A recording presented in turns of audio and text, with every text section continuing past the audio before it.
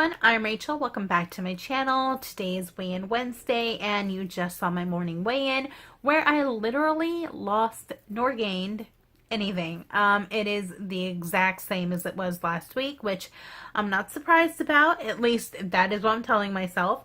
I've been trying not to pay too much attention to the numbers. I am just going into it with the idea that it's not going to budge. That way I can't be disappointed. And if it does move, then I'll be really excited. So, yeah, still struggling with this stall. I did take the advice of someone in the Bright Lifers from Big Numbers group and retook my measurements. My last round of measurements was done on July 28th, I believe, and at that time I weighed in at 284. So there's only a couple pound difference between then and now. Okay, I had to grab my paper. But my measurements have actually changed quite a bit in a couple of places. I only lost 1 inch around my waist, but I lost 5 inches around my hips, which is a lot. That's almost half a foot. So that to me was pretty drastic. Obviously 2 pounds is not all going to come off my hips, I don't think. So there's definitely something going on, some kind of change going on. I don't know how or why, but something is changing even though the scale is not moving. And then I lost 2 inches off my bust, which, you know, rest in peace boobies, but what can you do? So yeah, so, you know, there's changes going on. I just can't see it on the scale. That's the way I'm trying to look at it. My food has been really good. I had a perfect week in the Gladiator games, which was great. After having that one kind of like mess up with the salad dressing last week. So I'm really happy about that.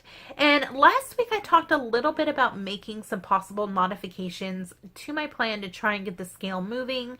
I was tracking my food and realizing that, you know, in general, I was eating about 11 to 1200 calories a day.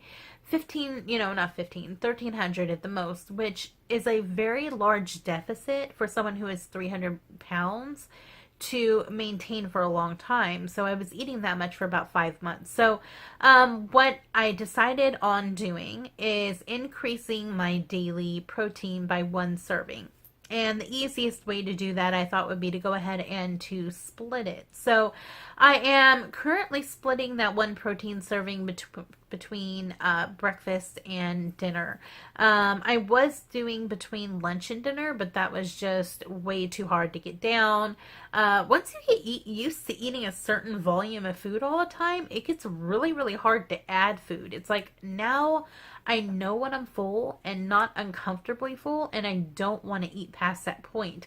Last night, for whatever reason, my dinner just felt huge, and I really, really, really struggled getting it down. So, hopefully I'll get a little bit easier. The breakfast protein I don't really have a problem with, so I actually think it's good that I added that, because the only time I was really getting hungry lately was between breakfast and lunch, and today I didn't have any problems, so I think that's actually going to work out pretty good.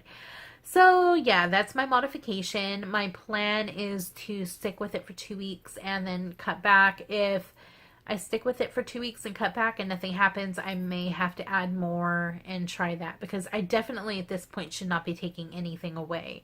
I'm also kind of concerned because I've been having a lot of hair loss, and I originally thought it was from a hair, excuse me, a hair treatment I had used.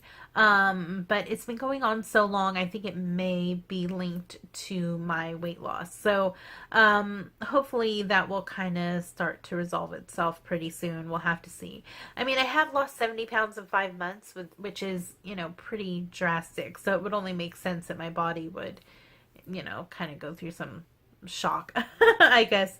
Anyways, because I'm experiencing this stall and stuff, I am going to be pretty diligently tracking my nutrition and calories through MyFitnessPal just to see if there are any trends associated with what I'm eating and what I'm seeing on the scale. So if you're on MyFitnessPal, I'll put a link below. Feel free to follow me. I do weigh things a little bit weird. When I count them in MyFitnessPal, I always count them raw. So if my vegetable serving looks off, it's probably because I ate my ounces cooked, but counted them for MyFitnessPal Raw because I feel like that is more accurate. And also, if I eat the same thing more than once in a day, I'll usually only log it under one meal. So if I have like cauliflower for lunch and dinner, I'll put it all under lunch so that I don't have to look for the item again. I just go in and modify my previous entry. So, yeah, I'm sticking to my plan. I just kind of log it a little bit weird. So anyway, the only other thing I kind of wanted to I can't talk. I'm tired. The only other thing I wanted to touch on is they, as in Brightline Eating, are doing something I believe they call the Food Freedom Program. And actually, it's kind of like an invitation program to anyone who is interested in Brightline Eating. It is a Facebook group that is open to the public. Susan will be doing like daily videos in there.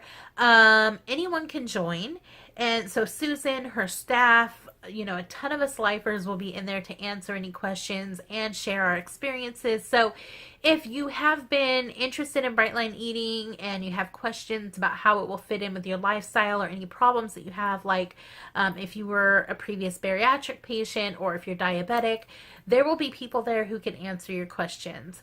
And, even if you're just someone who's doing Brightline Eating based off the book and you're not in the actual program, it'd be a great place to kind of meet up with people, share experiences, get motivation, and things like that. So I will go ahead and put a link to that also below. And I think that is about it for this week.